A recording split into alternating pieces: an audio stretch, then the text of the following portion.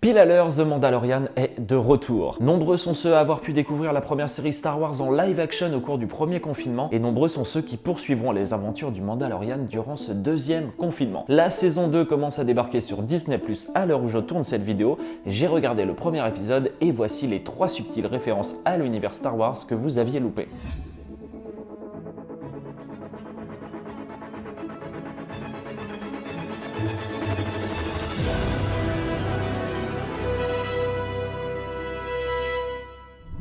La première des références à Star Wars dans ce premier épisode n'est pas très subtile, puisqu'il s'agit tout simplement de la planète sur laquelle atterrit le Mandalorian, Tatooine. Commencer cette saison en faisant débarquer Mando et Baby Yoda sur la planète sur laquelle ont successivement grandi Anakin et Luke Skywalker est évidemment un clin d'œil très marqué à la saga tout entière. Les connaisseurs de la toute première trilogie connaissent par ailleurs assez bien l'ambiance de cette planète, devenue un véritable repère de pirates de l'espace et autres bandits au business douteux. Alors du coup, le petit côté western qu'on retrouve dans ce premier épisode colle plutôt bien avec l'ambiance de la planète, faut bien l'avouer. D'ailleurs, dans une scène de chevauchée dans les dunes de Tatooine avec Mando et le Marshal, on peut apercevoir un autre clin d'œil à la saga, mais cette fois-ci à l'épisode 1. Je parle bien sûr du vaisseau que conduit le Marshal et qui ressemble comme deux gouttes d'eau au pod racer que conduit Anakin Skywalker dans La Menace Fantôme. Serait-ce là un vaisseau fabriqué à partir du pod racer du jeune Anakin?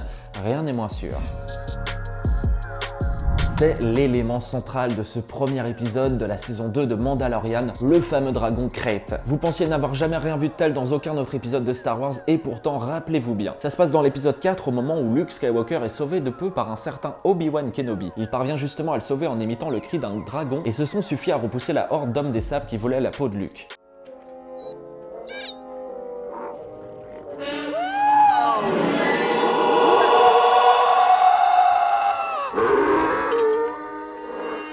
On aperçoit même en partie un dragon Krayt dans Un Nouvel Espoir lorsque C3PO et R2D2 arrivent sur la planète, ou du moins une partie. Maintenant on sait à quoi ressemble ce monstre des sables de son vivant, et on peut dire que la mise en scène magistrale de Mandalorian rend honneur à cette créature devenue mythique dans l'univers Star Wars.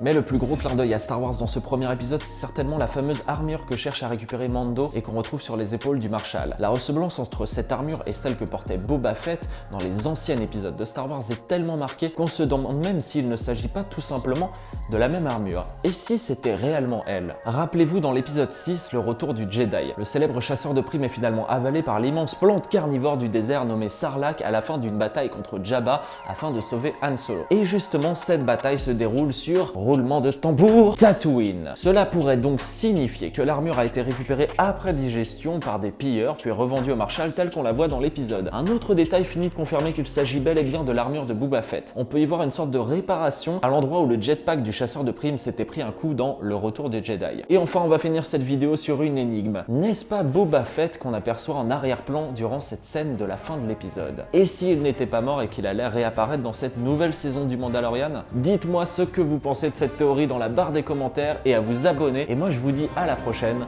dans une nouvelle vidéo.